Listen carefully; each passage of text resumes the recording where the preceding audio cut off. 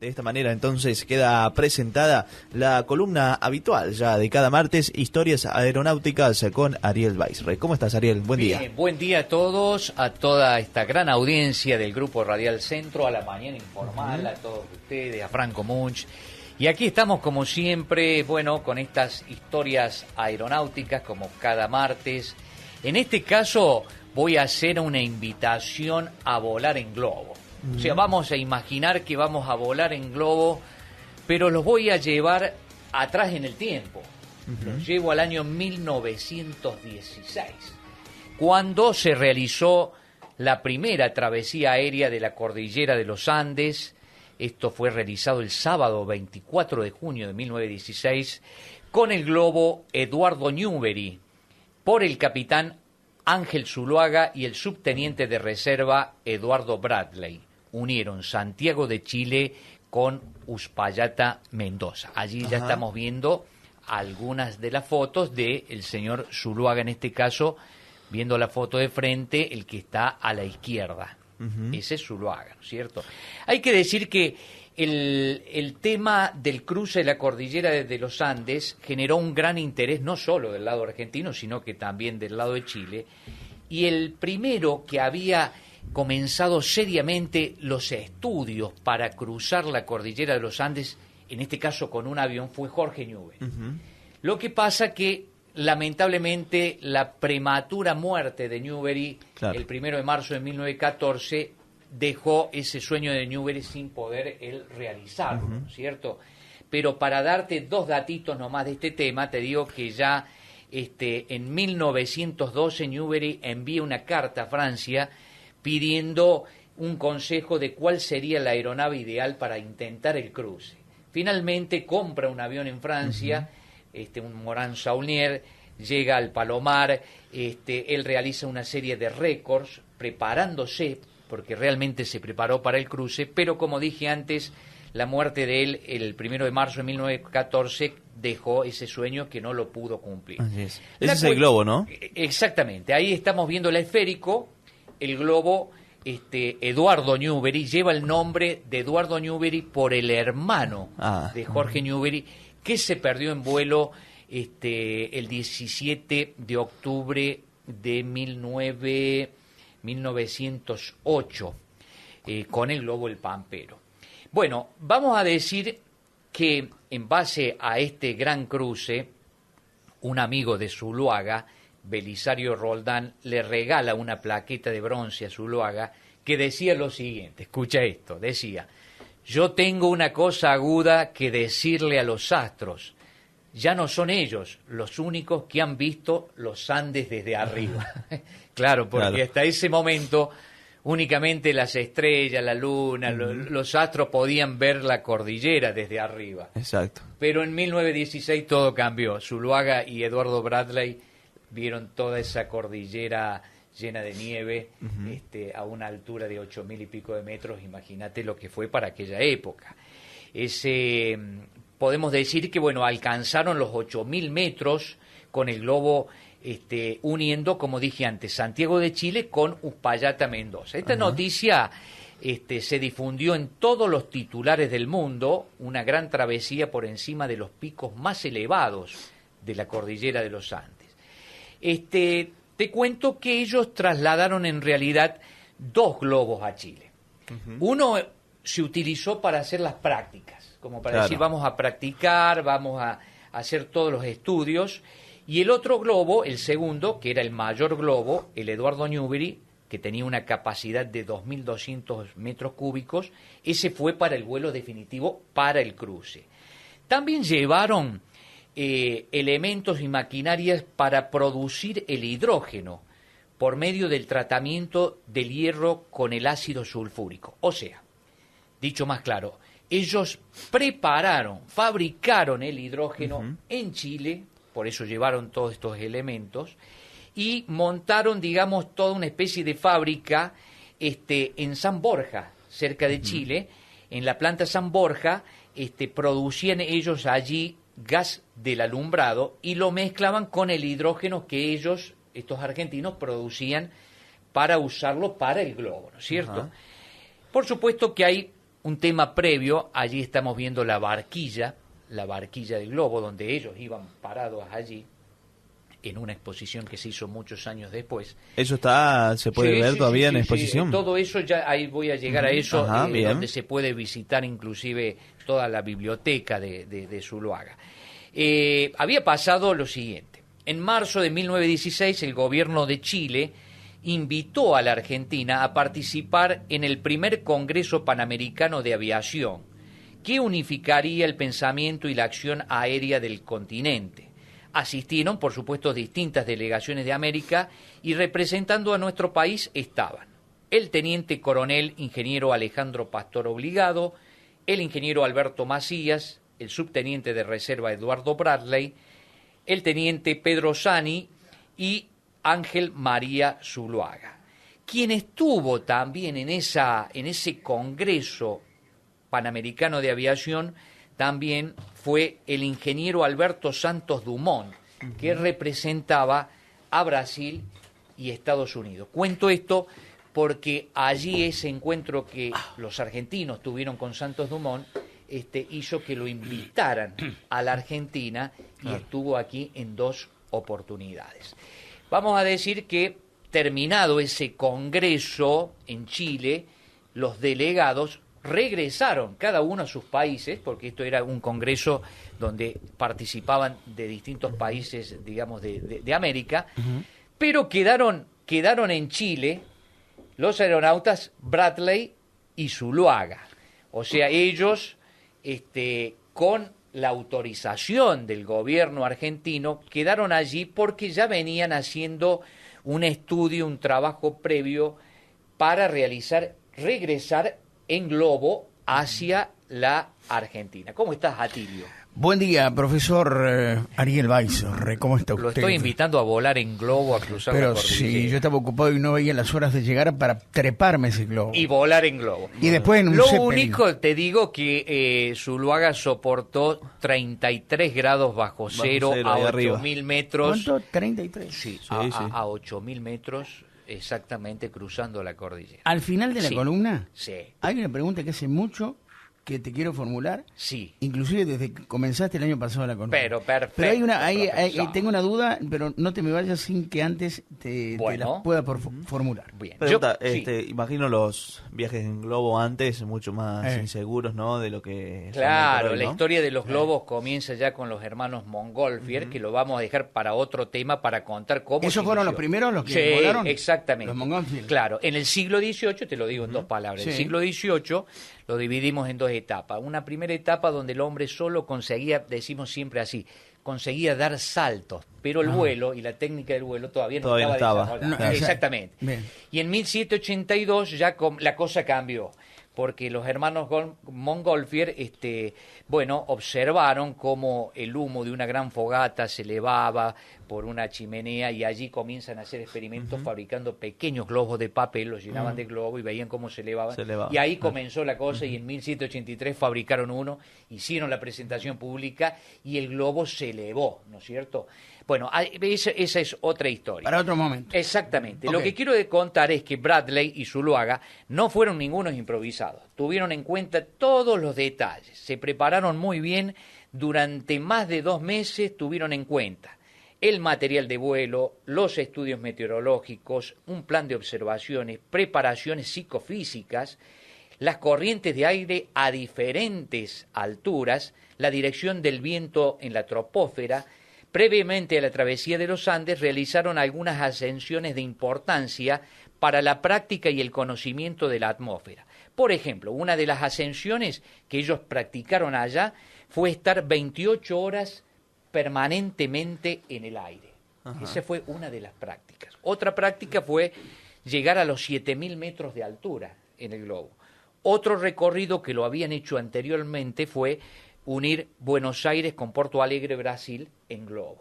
O sea que no eran improvisados, realmente ellos estaban con todo este tema muy bien estudiado. Bueno, vamos a pasar a detallar lo que fue el cruce.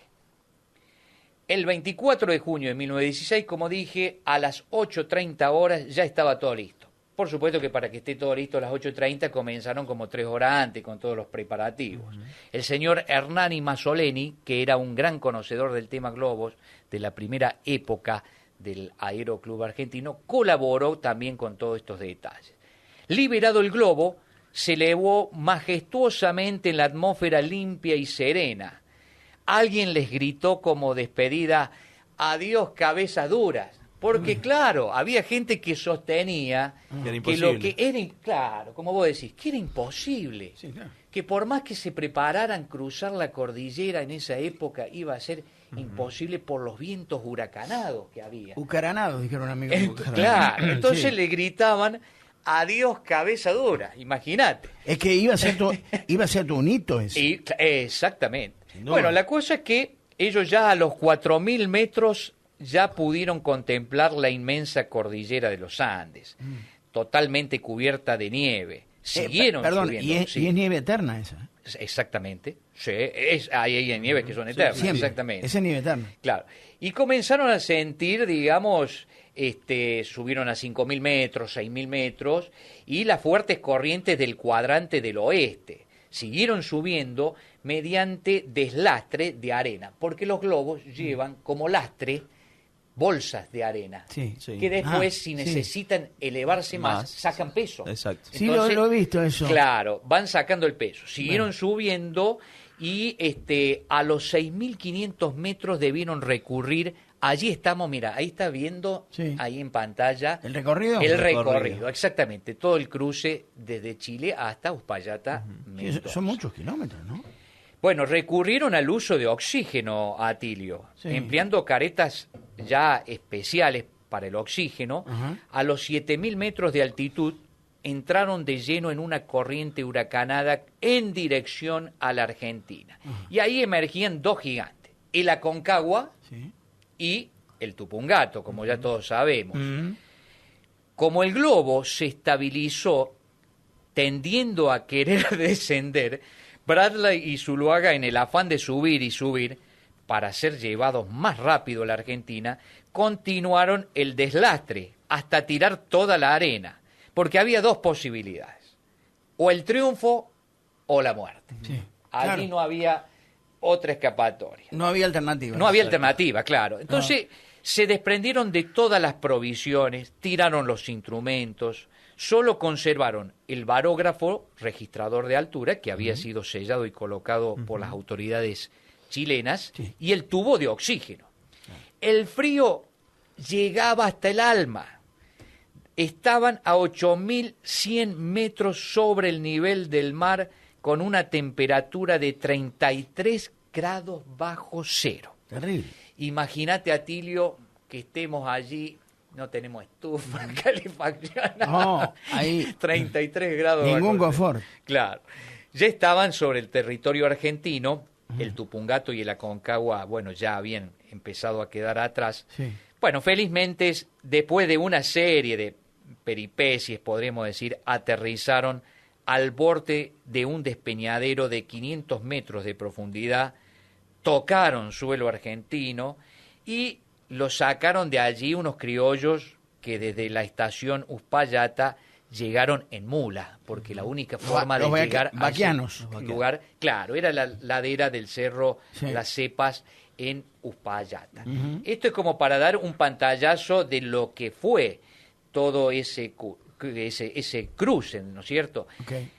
Quiero destacar que la enseña patria había flameado, ellos llevaban la bandera, por primera vez sobre la cordillera más elevada o más extensa, podríamos decir, del mundo, y este hecho se estaba produciendo en el primer centenario prácticamente de nuestra independencia, a 100 años de la gran epopeya del cruce del Ejército Libertador, ¿no es cierto? Te quiero decir que Zuluaga tenía 31 años. Era muy joven, muy joven. En 1916. Él falleció en 1975 a los 90 años, o sea que hoy tendría 140 años, hoy en día, falleció ya hace 50 años. La altura máxima se estima aproximadamente en los 8.100 metros en esta travesía de los Andes. La recorrida fue de aproximadamente 180 kilómetros en 3 horas 30 minutos. Todo en globo, ¿no? Todo en globo. Claro. El brigadier Zuloaga, bueno, descansa en la Recoleta. En la Biblioteca Nacional de Aeronáutica está la biblioteca particular del brigadier general Ángel María Zuloaga. Está también la bandera que iba colgada en la barquilla del globo. Ahí estamos viendo la foto de Eduardo Bradley, que en definitiva fue el acompañante y a la vez piloto también, ¿no es cierto? Este Bradley, que me suena muchísimo, pero me suena por otra cuestión. Ha sido descendiente de norteamericano, sí, exactamente, o el abuelo. Muy bien, norteamericano. Norteamericano, exactamente. Claro. El abuelo era... creo que formó parte de uno de los gobiernos de Estados Unidos. Era norteamericano. No, es que hubo un Bradley que conformó uno de los gobiernos de Estados Unidos. Ese dato no lo sabía. Sí, te lo digo yo con certeza. Claro, digamos que, la victoria de las alas, yo te voy a mostrar algo, a vos y a la audiencia, si esto se lo puede mostrar. Sí. Este libro, este grandísimo libro, pero eso ¿cuántos años tiene? Esto editado en 1948. ¿Es del 48? Sí, es el libro que Zuloaga escribió. Negro, a ver si está el negrito ahí. Si podemos tomar ese libro para que... Es del 48 ese libro, ¿eh? Este libro, y te voy a contar esto porque esto tiene... ¿Está intacto, Che? Ahí está. Sí, por dentro, ¿está intacto? Ya te lo paso. Increíble. Este libro, gran libro que ustedes ven aquí, es el libro que Zuloaga escribió y se editó en 2 oportunidades. En 1948 la primera edición y en 1958-59. Mirá si era histórico eso. Claro. Aquí está toda esa historia, y no solamente la historia de él, sino la historia aeronáutica de nuestro país. Digamos que podríamos decir, uno de los libros más importantes de la mitad del siglo XX en cuestiones de historia aeronáutica. Este libro, en 1963, lo adquirió mi padre. En el año 63 mi padre se recibe de piloto y adquiere este libro, ¿no es cierto?, y desde ese momento lo tengo como también material de consulta, ¿no es cierto?, en mi biblioteca. Total. Es importantísimo, por eso te lo muestro para que vos lo veas. Pesadito. Es pesado.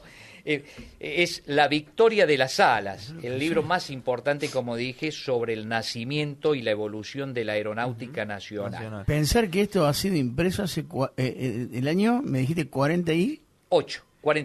Sí, imagínate la cantidad de años que estas letras y estas fotos están impresas aquí. Claro.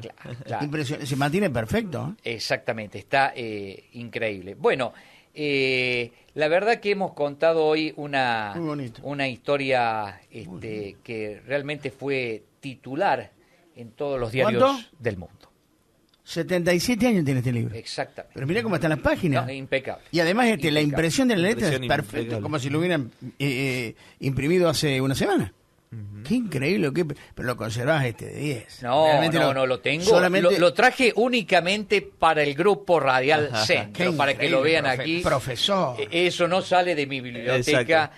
Bueno, le contamos a la gente. Felicito porque hay que mantener. Le contamos a la gente una vez que la biblioteca que tengo en casa, muy bonito. Tengo desde el piso hasta el techo. Claro, ¿sabés qué pasa? Que eso es para gente que realmente aprecia la historia y puntualmente lo que vos desarrollás. Para terminar con humor, en una oportunidad... Te tengo que preguntar algo. Sí, vamos a tomar un café con Atilio. Sí. Y Atilio... ¿Fue la primera vez? Sí, la primera vez. Tuvo que soportar un café donde hablamos 1 hora de aeronáutica. No, vos hablas. Y la moza que traía el café se prendió en el tema también. La moza aeronáutica. Claro, fue la primera vez que con Ariel vamos a tomar un café allá por el mi barrio. Claro. Y ahora tenemos 1.700 cafés, antes no teníamos ninguno. Exactamente. Entonces vamos a tomar un café y fue el primer café que tomamos y entonces, bueno, por ser la primera reunión, el amigo, el profesor Daniel Bairre, Ariel, Daniel es el tío. Ariel empezó a desplegar con su verborragia habitual todo el tema aeronáutico y yo no podía pararlo. Así que fue 1 hora 15. Se prendió no, también. acá viene la otra parte. Él comenzó a hablar de aeronáutica y como conoce tanto, yo no podía meter bocado y yo escuchaba. Confieso que llegó un momento que estaba un poquito saturado, pero claro, por una cuestión de respeto, yo no decía nada, ¿viste? Y seguía. Y la piba que nos atendió, que nos lleva el café a la mesa, en un momento dado se ve que se aplaca un poco el laburo y ella se apoya contra la barra y empezó a observar. Yo no me había dado cuenta. Y la moza nos miraba.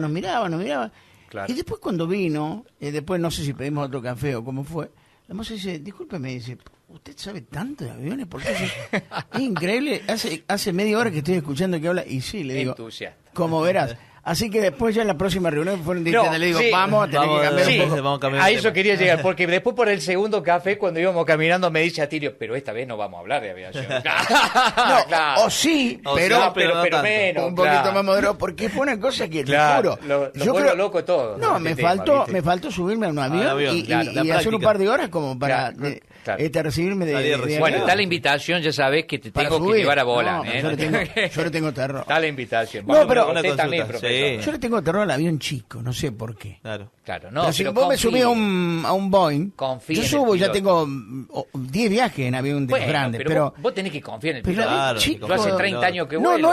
No me cae nunca. No, yo no desconfío del piloto. Claro. ¿Sabés qué?